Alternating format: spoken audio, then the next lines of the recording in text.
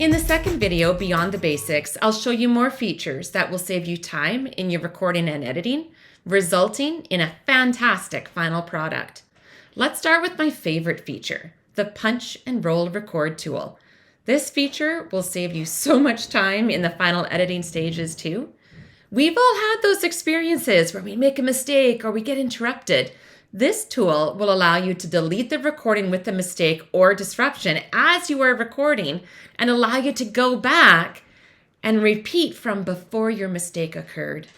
For our students who are easily embarrassed by mistakes when they read, this will be especially beneficial so that they can be proud of their final result without having that heavy task of editing. You can find this tool in the drop-down menu under Transport and Recording. The keyboard shortcut is Shift-D.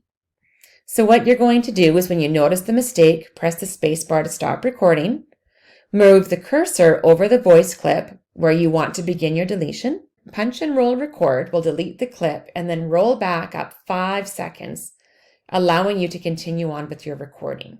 We'll take a look and see how this works. So we'll select our clip, Shift-D. I still can't figure out why a human needs to smell like that when they want to go outside. I prefer to have a more earthly scent, like the smell of freshly cut grass and dry leaves. 5 seconds is the default setting and can be changed in your preferences. Isn't that amazing? The next feature is a fine-tuning edit tool that will demonstrate how quickly you can edit the speed of your audio without changing the pitch too dramatically. Although high or low pitch voices could be fun if you wanted to add some drama to a story. So you're going to highlight the audio clip and then pull down the effect menu, select pitch and tempo, change tempo, and then a pop-up menu will appear. You're going to look at the percent change. I prefer to have a more earthly scent, like the smell of freshly cut grass and dry. So you can see how quick the difference is there with 20. Let's try 15. I prefer to have a more earthly scent, like the smell of freshly cut grass. Okay, and we'll take a look at 10. I prefer to have a more earthly scent, like the smell of freshly cut grass. We'll apply that. So it's a more natural speed. It doesn't sound like someone is doing some speed talking. This tool could also help boost the confidence of students who lack confidence in their speaking ability or might feel self-conscious about speaking more slowly than their peers have been. While it won't be used as frequently as previous tools, it could be beneficial for some teachers to be aware of this ability. The next tool that will make your podcast sound professional is by leveling out the audio level of your recording. And this is great for the narration. This will help to even out your voice so that all parts of your message can be heard clearly by your listener. It is a huge time saver. So you've selected your vocal track. We've opened the Effects drop-down menu, Volume and Compression, and then choose Compressor. So what happens is it begins by quieting the louder parts, then amplifying the entire clip so that the quieter parts will be more audible. So we're going to start our threshold at about 20 decibels. Anything below that level will become compressed. And the noise floor can be set at minus 60 decibels. And this is where the compressor would recognize that anything that is this quiet to be considered noise and not amplify the volume. A 3-to-1 ratio works well. Basically, the larger the ratio, the greater the compression. And we are just going to leave the attack and release times both at the default time. We'll take a preview. I prefer to have a more earthly scent, like the smell of freshly cut grass. And then when we apply it, you'll notice what happens to the sound waves. They change quite a bit. So we can do that to each section of our audio clip. So we'll go into Effect, Volume Compression, Compressor. Just going to keep the same steps and apply. For quiet voices, this tool will be a real boost. As well, if more than one student is recording audio, this also ensures that their voice levels remain the same. So pretty cool to be able to do that just in a couple of steps like that.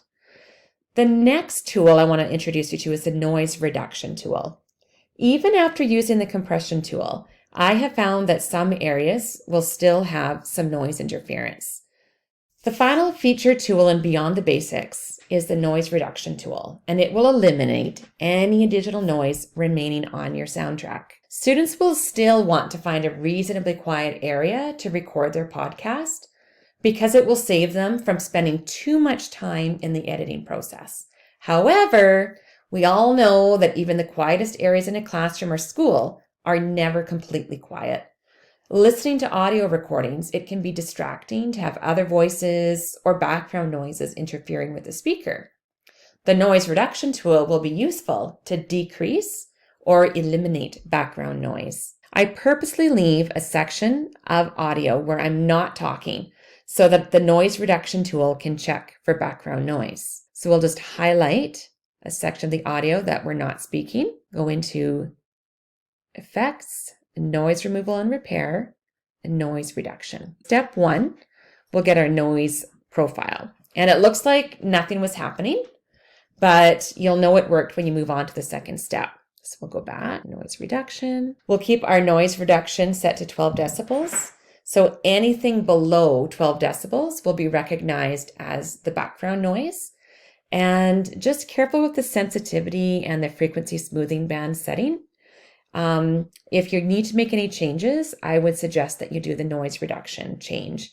And you can type in the number or move the slider bars, and we'll press OK, and you'll notice that changed. And we can go back and check.